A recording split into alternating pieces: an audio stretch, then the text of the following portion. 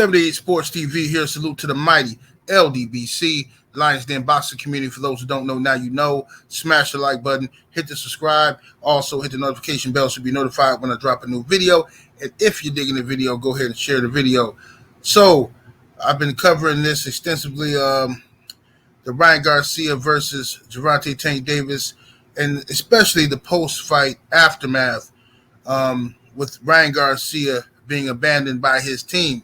Now, in regards to that, Leonard, the Nose, Ellerbe, has responded to this controversy, and he's responded to actually Ryan Garcia being abandoned in general, and I thought that was interesting. I thought this is worth addressing.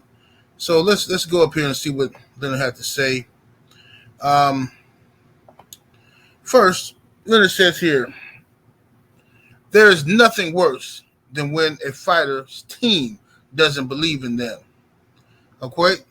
Now, look, we all know what he's getting at with this, okay? He's responding to a guy, posted a picture of Ryan Garcia out there with, missing members of his team. You know, he's out there with his father. He's out there with Eric Gomez from Golden Boy, but not Bernard Hopkins, not Oscar De La Hoya, and not Joe Goosen, his trainer. We still haven't heard from Joe Goosen yet, okay? Then it also says this, in response to this brother here, Jamal Herring, good fighter himself.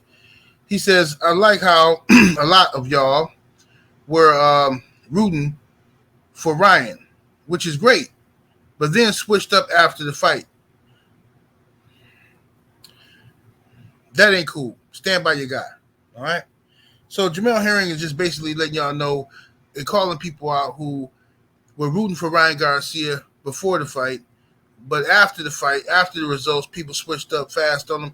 You know, that's how people do. You know what I mean? Unfortunately, in boxing, in any sport, I mean, I see it in basketball and boxing, people do this all the time. People make a prediction, and then they're afraid to hold the L. They're afraid of eating crow. They're afraid of getting trolled.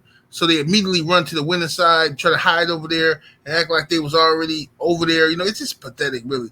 Childish, really. You know, you got to go down with the ship. You know what I mean?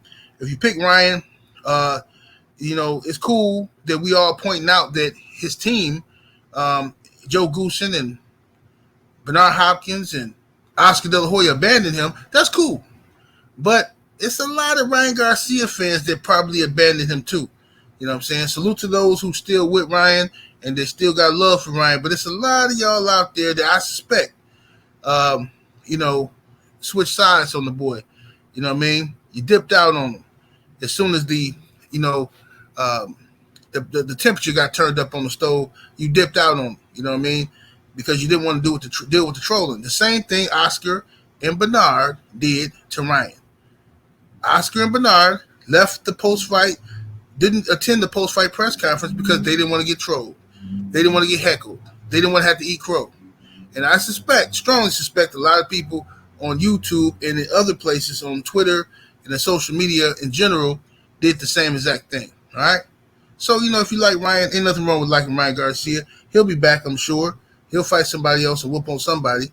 78 Sports TV, salute to the mighty ldbc. Y'all smash the like button. I'm up out of here, though. Deuces.